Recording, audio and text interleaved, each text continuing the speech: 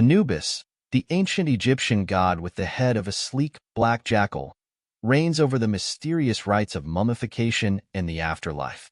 As the original guardian of the dead, he presides with a stern yet just hand, guiding souls through the shadowy underworld. His striking visage symbolizes not only death but the promise of rebirth, making him a powerful figure of protection and transition in the eternal cycle of life and beyond. Anubis. Anubis is a fascinating and iconic figure within ancient Egyptian mythology, known primarily as the god of mummification and the afterlife. His origins and roles, however, are diverse and rich, extending beyond merely overseeing mummification. Origins and development. Anubis is one of the oldest gods of Egyptian mythology, with his worship dating back to at least the Old Kingdom, circa 2686 to 2181 BCE. Originally, Anubis was considered the lord of the underworld, a role later overtaken by Osiris as the mythology evolved. His name in ancient Egyptian, Inpu or Anpu, means to decay, signifying his association with death and the afterlife. He is often depicted as a black jackal or as a man with the head of a jackal. The color black was chosen for its symbolism of both decay and fertility, representing the rich, fertile soil of the Nile Delta, essential for agriculture. Role in mythology. As the god of mummification, Anubis was responsible for embalming the dead, which was believed to be crucial for the deceased to enter the afterlife. He was also the protector of graves and cemeteries. The presence of wild jackals near burial grounds might have influenced his association with these animals. Anubis's most significant role in the myths was as the conductor of souls. He guided the spirits of the dead from this world to the next, navigating them through the various challenges of the underworld. The weighing of the heart. Anubis's most important mythological function was overseeing the weighing of the heart ceremony. In this ritual, depicted in the Book of the Dead, the hearts of the deceased were weighed against the feather of Maat, the goddess of truth and justice. This ceremony determined whether a soul was worthy of entering paradise.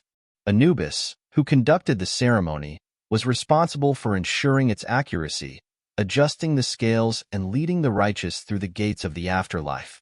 Worship and legacy. Temples dedicated to Anubis were scattered throughout Egypt, with a significant center at Sinopolis, now known as El-Kais. He was often venerated alongside other deities such as Osiris and Isis, forming a divine triad that emphasized death, resurrection, and the afterlife. Anubis's influence extended beyond religious rituals.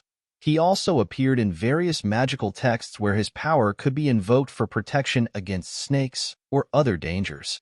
In modern times, Anubis has remained a popular figure in various media, symbolizing the ancient and mysterious aspects of Egyptian culture. His image continues to be a powerful symbol of protection and the judicious passage to the afterlife, echoing the ancient Egyptians' deep concern with the afterlife and their reverence for the rituals that ensured eternal peace. The history of Anubis, the ancient Egyptian god associated with mummification and the afterlife, is deeply rooted in the early religious and cultural practices of Egypt. As one of the oldest deities in the Egyptian pantheon, Anubis's role evolved significantly over millennia, reflecting changes in religious beliefs and practices among the Egyptians. Prehistoric beginnings. The precise origins of Anubis are somewhat obscure, but his worship can be traced back to the earliest periods of Egyptian history. Archaeological evidence suggests that the jackal god was venerated from the pre-dynastic period, well before the consolidation of the dynastic rule around 3100 BCE. Jackals, which often lurked near cemeteries, likely inspired the connection between the animal and the protection of the dead, leading to the god's jackal-headed depiction. Old Kingdom, circa 2686 to 2181 BCE. During the Old Kingdom, Anubis was primarily seen as the ruler of the underworld, a role he held before the ascension of Osiris in later periods. His primary function during this time was as the protector of the dead and their tombs, reflecting the Egyptians' deep concern with the afterlife and the preservation of the body after death. Middle Kingdom and New Kingdom.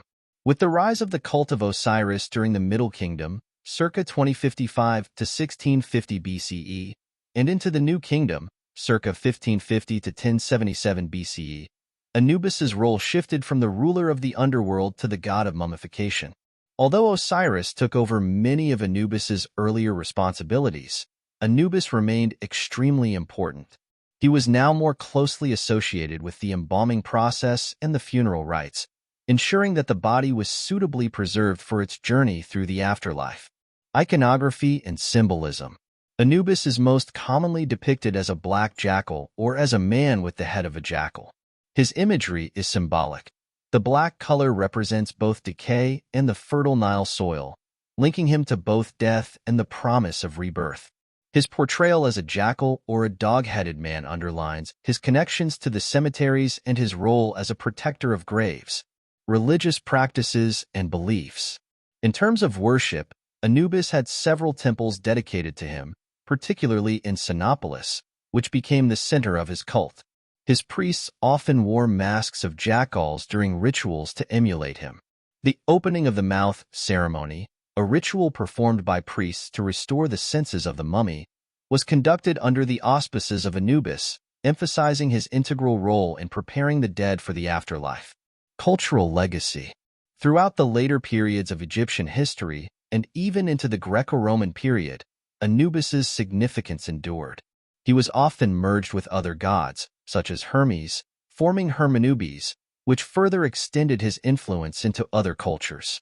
Anubis's long-standing presence in Egyptian religion reflects his essential role not only in the practical aspects of mummification and burial, but also in the spiritual lives of the ancient Egyptians, embodying their complex beliefs about death, protection, and the afterlife.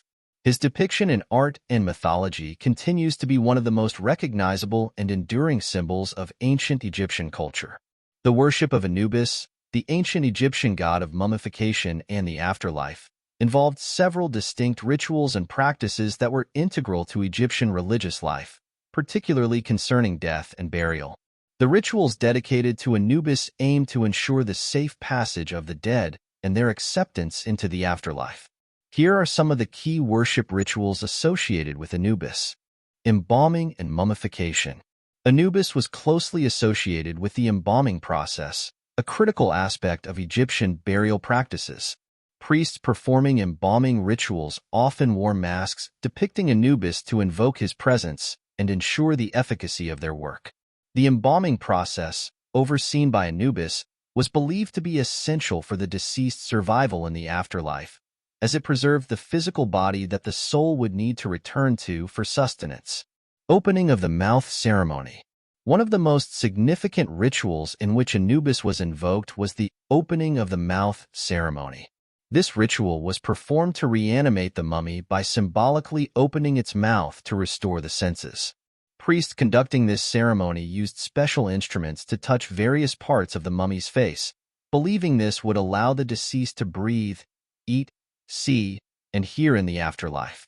Anubis was called upon during this ceremony to protect the dead and activate their vital faculties. Offerings and invocations. Devotees of Anubis made offerings to appease the god and seek his favor, especially for the dead. Offerings typically included food, drink, and incense, which were believed to sustain the god and, by extension, the deceased. Prayers and invocations often accompanied these offerings, asking Anubis to protect the tomb and guide the deceased through the underworld. Festivals and processions. Anubis was celebrated during various festivals, particularly those associated with burial rites and the afterlife. Processions in his honor might have been part of these events, where statues of Anubis were paraded from his temple to the necropolis or grave sites. These public displays reaffirmed the god's role as the protector of graves and the conductor of souls in the afterlife. The Feast of Anubis. This specific feast, known from various texts, was celebrated with special rituals likely aimed at renewing the sanctity of the tombs and invoking Anubis's blessings over the deceased. The exact nature of these rituals is not fully documented, but they were important enough to be mentioned in tomb inscriptions and religious texts. Integration with other cults.